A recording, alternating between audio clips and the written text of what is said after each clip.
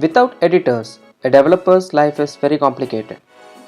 Let's see what are the top 5 IDEs preferred by the current day developers. Let's get started.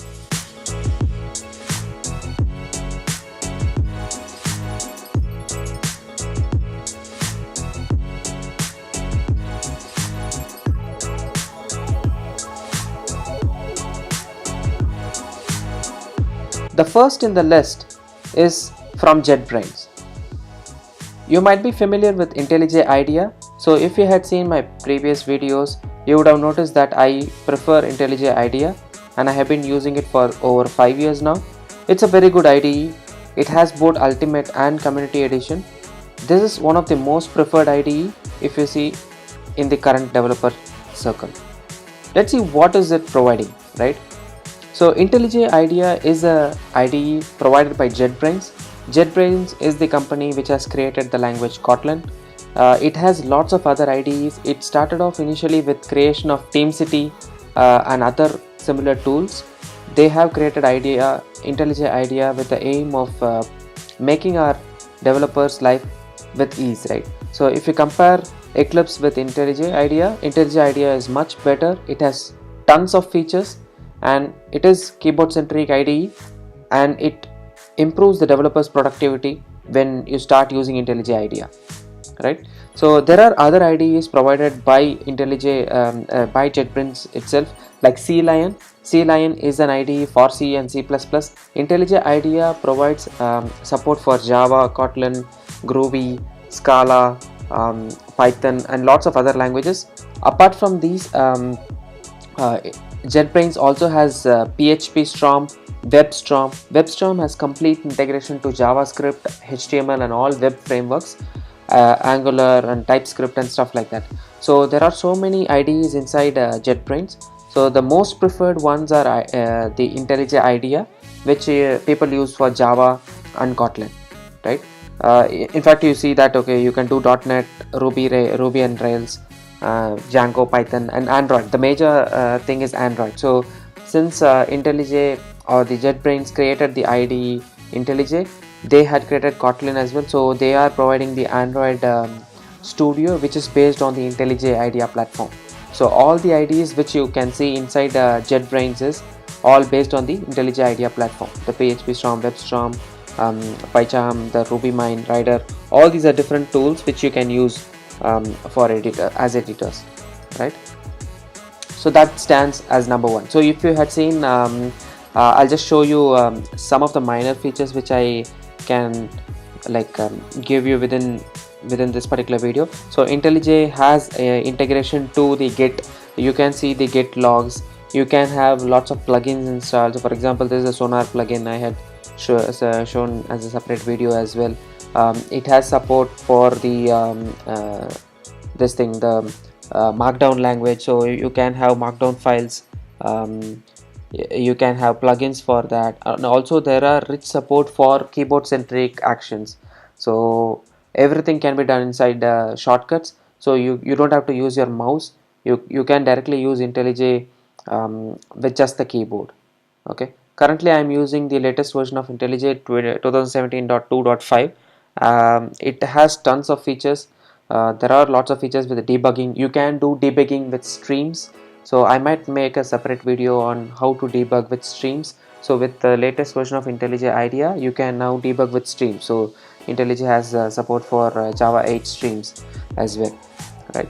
So that's it. If you want to know about IntelliJ and how you can use it, check my other videos in the playlist called IntelliJ IDEA, where I have made lots of videos on IntelliJ IDEA, how you can use plugins and what are the useful plugins in IntelliJ IDEA. The next in the list is Visual Studio Code. So Visual Studio Code, as the name suggests, is created by Microsoft. So Microsoft, if you see, had the traditional UI called Microsoft Visual Studio, right, which was a heavyweight UI. If you had to install Microsoft Visual Studio, you had to close all other IDEs in your Windows machine and then you use that particular IDE, right? But recently what Microsoft has done is they had reinvented their traditional Microsoft Visual Studio into something called Visual Studio Code. Okay, this is completely a new UI. So if you see here, I use Visual Studio Code for any of the HTML changes or JavaScript or Angular changes. So this is that new UI. It's a very lightweight UI. This is one of the most lightweight UI I have ever seen for an IDE, which has lots of features. So you can have a Microsoft Visual Studio for free, Visual Studio Code for free. So this IDE is called Visual Studio Code. Apart from that, Microsoft Visual Studio still exists, but this particular version, Visual Studio Code, is completely open source and it's completely free. Okay, so there are tons of features here. You can see that there are lots of suggestions which happens when you start writing the code from the IDE. I have never made a video on Visual Studio. I can definitely do that. The IDE is completely revolutionary in such a way that you don't have to have everything in one, right? If you want JavaScript support, you can install the JavaScript plugin. If you want Kotlin support, you can just install the Kotlin plugin. If you want Scala support, you can install the Scala plugin. So whenever you need something, you just go and install that particular plugin, and then that gets installed into the IDE. So you don't have to get the heavyweight IDE and then disable stuff. So you install whenever you need something, right? So which is why I liked Visual Studio Code after IntelliJ IDEA, where it was very lightweight compared to other IDEs which I have tried, which are coming in the next sessions, right? So you can give it a try if you are using a HTML project, and if you don't want to shell out some money on IntelliJ IDEA, because IntelliJ IDEA provides premium support for the ultimate editions. For example, if you want to have JavaScript support inside IntelliJ IDEA, you have to go to PHP Storm, or you have to buy the ultimate version of PHP Storm in order to use that, right? But if you don't want to buy any license and then you want to use the free internet IDEs, then go for Visual Studio Code, which has very good support for all latest languages. You can install latest plugins, and people are adding more and more plugins. It's evolving, right? So I have seen that it is pretty good in the recent times, and lots of people are using Visual Studio Code now. The next is the Sublime Text. This particular editor has been there for quite a while. If you are a Mac user, you pretty much know that, okay, this is an editor which you don't want to miss, because the editor was designed in such a way that it gives ease of use. So you can use it for IDEs. You can use it as a typical text editor. You have lots of features inside this text editor. Apart from text editor, it can provide you lots of things. So before these IDEs came into picture, Sublime Text was the preferred IDE for web development, because of the themes and the way it makes your editor feel like, right? You can directly go to navigations using the editor itself. There is nothing fancy there. It is very lightweight as well. So compared to Visual Studio Code, it is pretty little much heavier, but it can open huge files, and it can you can go to the, if you see here, there is an option, you can navigate to the part of the file when the files are huge, right? And also it has a pretty much neat UI where you can use it, right? But I use Sublime Text for editor. I don't use it as an IDE, but I use it as an editor, right? So if I don't like using IntelliJ IDEA, or if I don't want to load using Visual Studio Code, then I prefer Sublime Text, right? It has lots of features as well. Just take a look at the Sublime Text website. If you're a Mac user, I know that you would have definitely used Sublime Text, but if you're a Windows user, you can still use Sublime Text. There are versions available for Windows as well.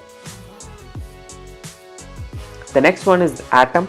So Atom is another IDE which is exactly similar to Sublime Text in terms of the looks. However, it is designed on a different platform. So Atom is a desktop application, but however it is designed using HTML and CSS code. Okay, this particular Atom software runs on the platform called Electron. Okay, Electron is a Node.js application which runs on the Chromium V8 engine. So like how your Chrome browser runs, Electron is a framework which runs on the Node.js platform. So Atom is designed on that Electron platform. So the UI is pretty much cool because of the HTML and CSS integration inside the Node.js application. The UI is pretty good when you want to take a look at it. Okay, it is not lightweight as compared to the other two, but it is pretty neat, and then you can do lots of web related stuff as well. So if you are a typical full stack developer or a front end developer, then you can go to Atom. It is pretty much good when you are using UI related stuff like JavaScript or TypeScript or HTML, right? So you can use Atom because it is all based on the Node.js platform. So the Atom IDE itself is running on the Node.js platform. The last and the final one is Brackets. So Brackets is an IDE which was created by Adobe. Okay, so this particular IDE is also pretty much lightweight, but it doesn't serve the purpose of a complete end-to-end development for even a front-end developer. So the disadvantage of Brackets is it is very good when you are using HTML and CSS only, because it is a completely UI focused IDE, where if you are modifying your HTML and CSS files, then this particular IDE is extremely awesome. Okay, but if you are coming back to the Node.js or the backend code, then it is not great because it doesn't have that much tooling support which the other IDEs provide. But in terms of the UI support for the HTML and the CSS, Brackets is the best. So if you are working on only HTML and CSS, and if you are a designer who creates only HTML and CSS application, then you can definitely use Brackets. It is pretty good in terms of the features which it provides for HTML and CSS, because it has it introduced the concept of live reload initially. So Brackets was the IDE which initially used this concept of live reload.